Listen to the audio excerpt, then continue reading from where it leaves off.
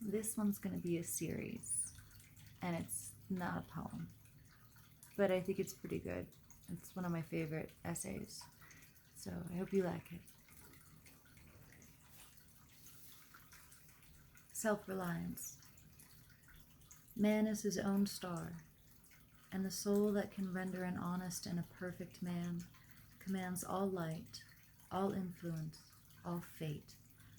Nothing to him falls early or too late.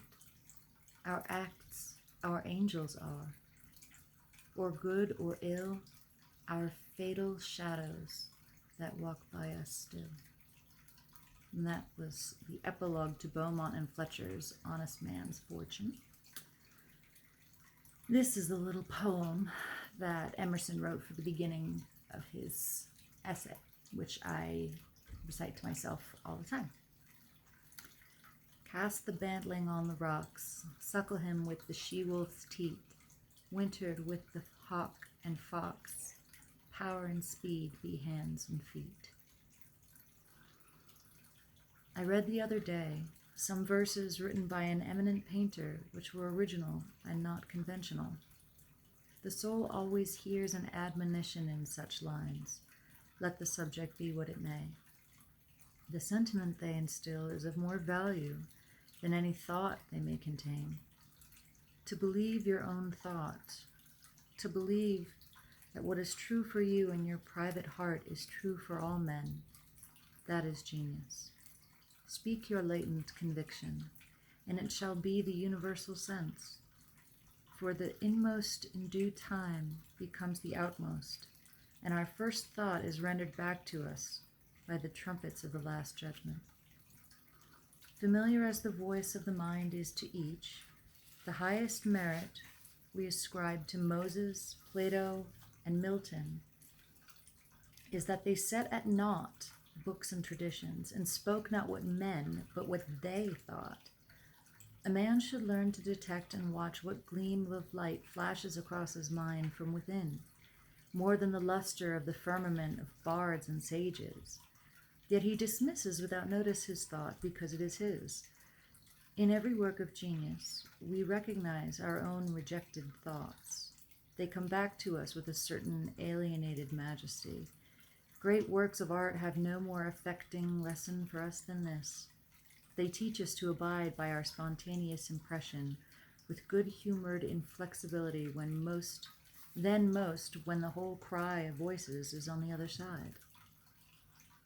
Else tomorrow, a stranger will say with masterly good sense precisely what we have thought and felt the whole time, and we shall be forced to take with shame our own opinion from another.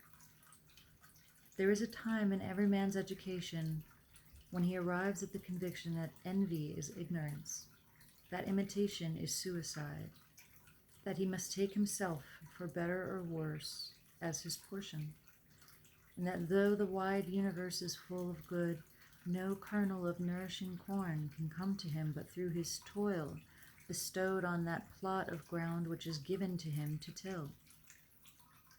The power which resides in him is new in nature, and none but he knows what it is which he can do, nor does he know until he has tried.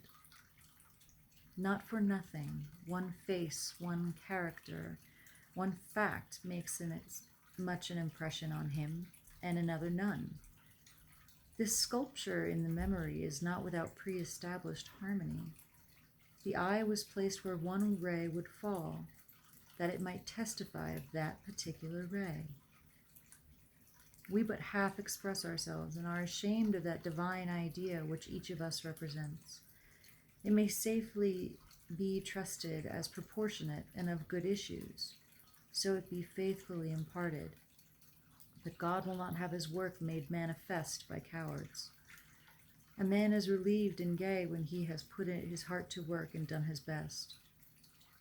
But what he has said or done otherwise shall give him no peace. It is a deliverance which does not deliver. In the attempt his genius deserts him. No muse befriends, no invention, no hope. Trust thyself. Every heart vibrates to that iron string. Accept the place the divine providence has found for you, the society of your contemporaries, the connection of events. Great men have always done so, and confided themselves childlike to the genius of their age, betraying their perception that the absolutely trustworthy was seated at their heart, working through their hands, predominating in all their being. And we are now men, and must accept in the highest mind the same transcendent destiny, and not minors and invalids in a protected corner, not cowards fleeing before a revolution, but guides, redeemers, and benefactors, obeying the almighty effort and advancing on chaos in the dark.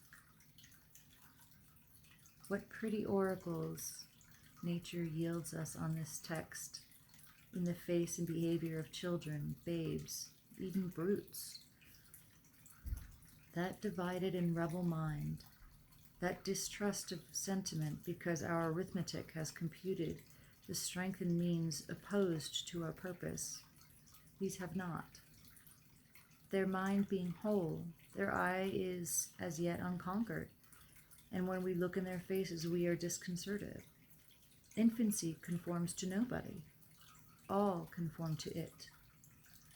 So that one babe commonly makes 4 or 5 out of the adults who prattle and play to it.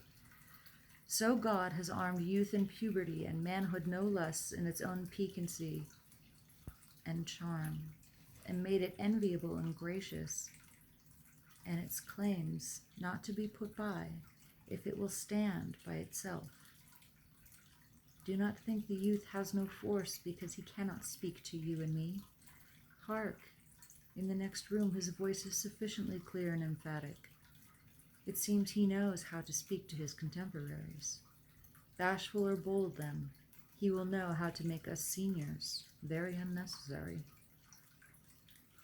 The nonchalance of boys who are sure of a dinner, and would disdain as much as a lord to do or say aught to conciliate one, is the healthy attitude of human nature.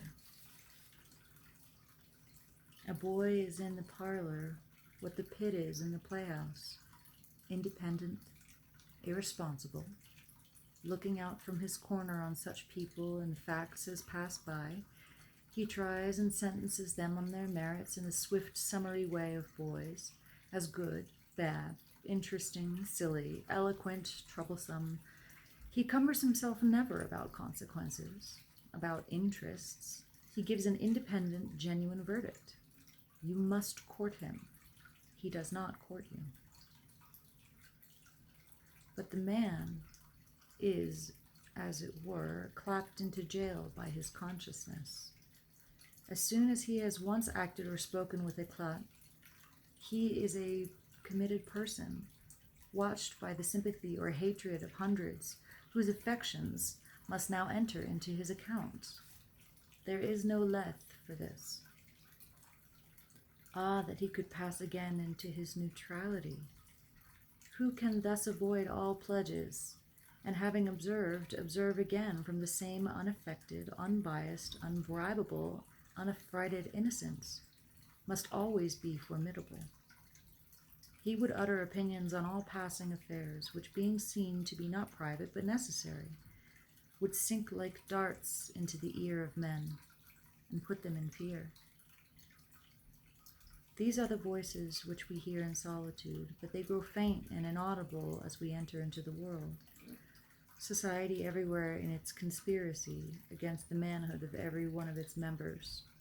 Society is a joint stock company in which the members agree, for the better securing of his bread to each shareholder, to surrender the liberty and culture of the eater.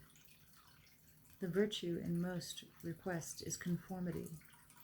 Self-reliance is its aversion. It loves not realities and creators, but names and customs. Whoso would be a man must be a nonconformist. He who would gather immortal palms must not be hindered by the name of goodness, but must explore it if it be goodness. Nothing is at last sacred but the integrity of your own mind. Absolve you to yourself, and you shall have the suffrage of the world. I remember an answer which, when I was quite young, I was prompted to make to a valued adviser who was wont to importune me with dear old doctrines of the church. On my saying, "What have I to do with the sacredness of traditions if I live wholly from within?" my friend suggested, "But these impulses may be from below, not from above." I replied, "They do not seem to me to be such. But if I am the devil's child, I will live then from the devil. No law can be sacred to me but that of my nature. Good and bad are but names readily transferable to that or this, and the only right is what is after my constitution, the only wrong what is against it. A man is to carry himself in the presence of all opposition as if everything were titular and ephemeral but he.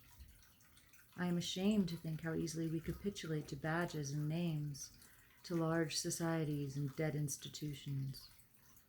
Every decent, well-spoken individual affects and sways me more than is right.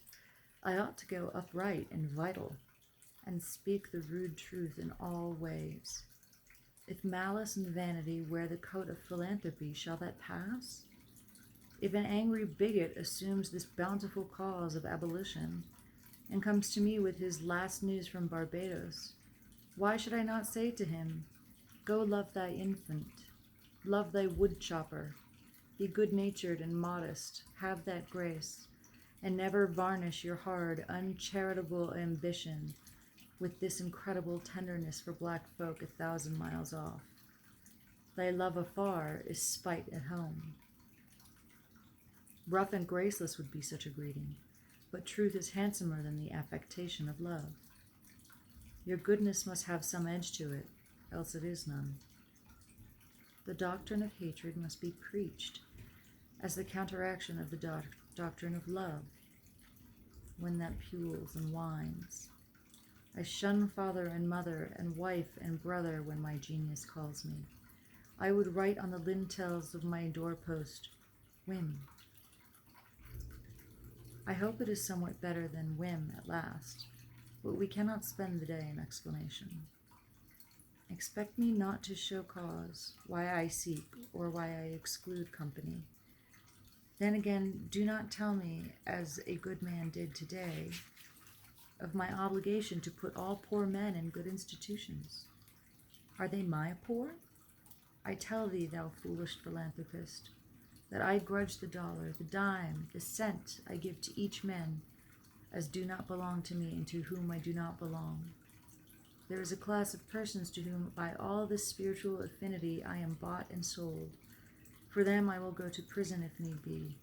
But your miscellaneous popular charities, the education at college of fools, the building of meeting houses to the vain end to which many now stand, alms to sots and thousandfold relief societies, though I confess the shame I sometimes succumb and give the dollar.